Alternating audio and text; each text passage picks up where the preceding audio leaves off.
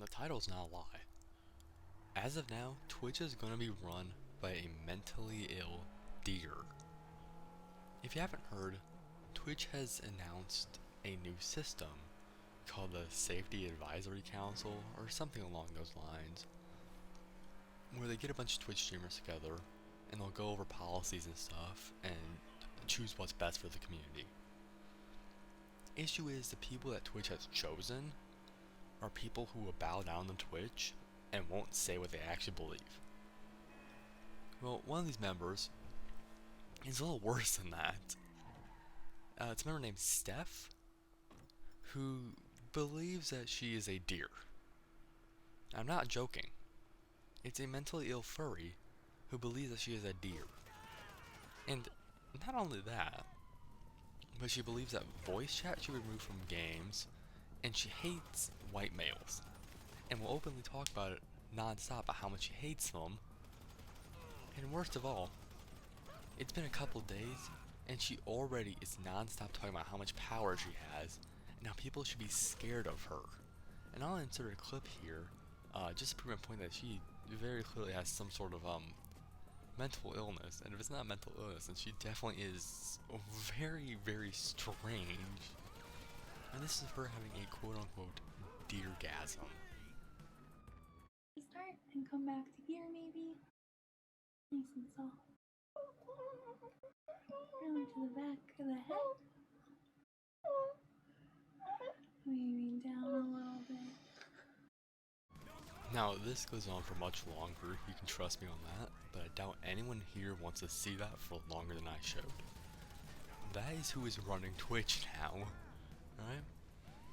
So keep in mind that whenever you're on Twitch and you're like, oh, that's a dumb policy, just remember, that is the person who's making those policies for you, alright? Now we get in to the juicier stuff, besides her being a deer who has deergasms on stream. We can get into the fact that she hates all white males, and on top of that, she hates gamers and thinks they're all white supremacists. Now, I think you can all see an issue here with the fact that she is one of the higher ups, one of the more powerful people at a service specifically designed for streaming video games. That it's the majority of it is gamers, and it was designed for gamers. And they put someone in control who thinks that gamers are white supremacists and hates white males, which that's already hating on a large quantity of Twitch streamers and Twitch users. Like, and she's in charge of the platform basically. But I'm gonna insert the clip here of her saying that. No, I'm just not cool with white supremacy, y'all. It's really not that. I think a lot of you gamers are actually white supremacists. Sorry. Just a fact of how I feel. You've heard her say it here first, alright? So let's delve some hard data. There's supposed to be 2.2 billion gamers on Earth by 2021. It's 2020, we're about halfway through, so let's just say there's 2 billion. Let's just say a rough estimate of 2 billion, alright? And knowing her, she's probably talking about 80 to 90%, which is a majority of gamers. But let's give her the benefit of the doubt and say she's just saying 75%. That is still 1.5 billion people that she is claiming are white supremacists.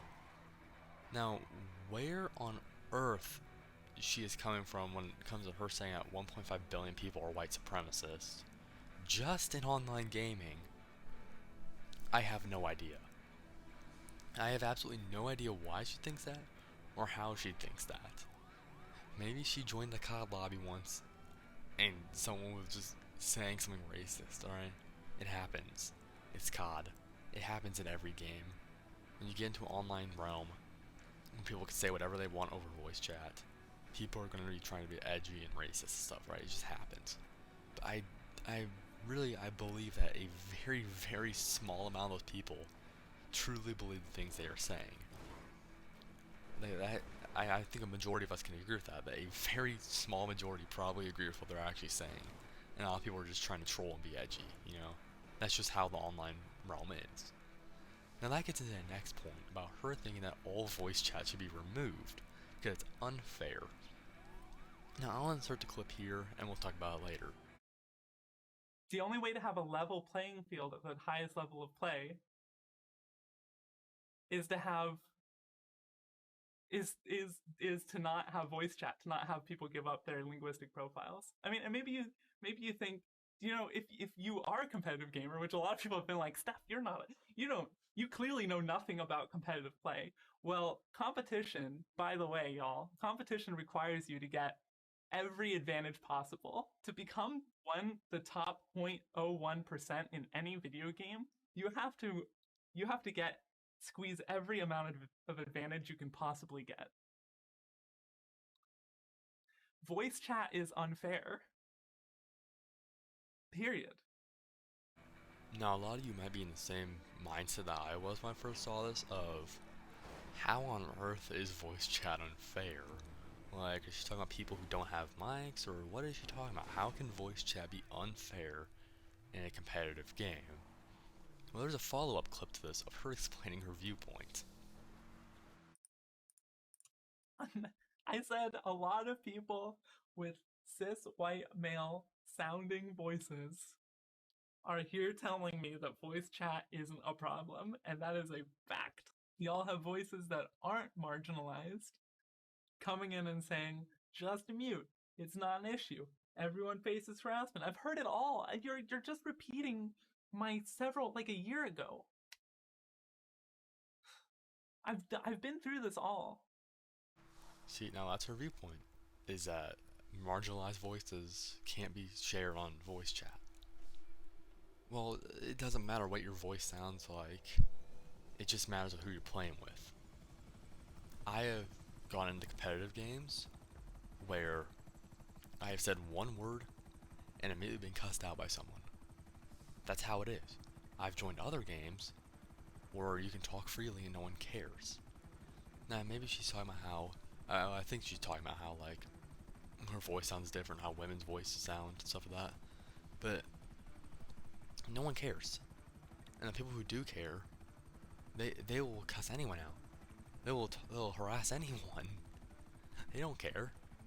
So it's not an issue of everyone being like that. It's just an issue of certain people who want to trash talk their teammates. They don't care who they're trash talking. They'll trash talk anyone.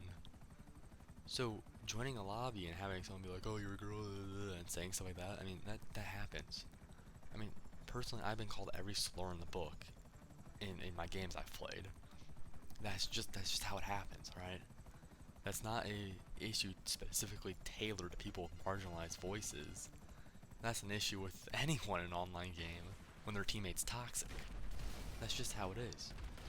And even if you remove voice chat, there's still text chat. Think of League of Legends. That is the most toxic game I've ever played, and there is no voice chat. It's just text chat, and that's the most toxic place I've ever been. So it's not a matter of what your voice sounds like, it's just a matter of how toxic your teammate is. So that's really about all I have to say about this. Just know that this is the person who is now running Twitch, basically. So any policy changes, this person's going to have a say in. And she's already letting the power go to her head. I'm going to throw a clip in at the end of this video. I really have nothing to say about it. It speaks for itself. So like and subscribe if you enjoyed the video, and I'll see you guys next time. Pow, pow, pow. Pow, pow, pow, pow. Get him, mods. Roar on him. Chomp him. Go full lion. Just.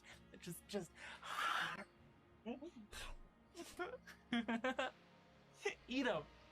Eat him. Eat him whole.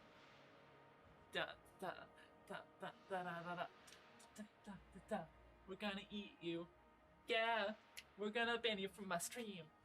Then you're never gonna come back unless you spend more time making a second account, but we'll ban that too. You better watch out, because I'm pretty cool, and you can't get rid of me. Twitch is endorsing me, and there's nothing you can do about it. So, I'm just gonna dance to your sad tears. I'm just gonna drink your tears. Num num num num bum bum bum bum. You better watch out.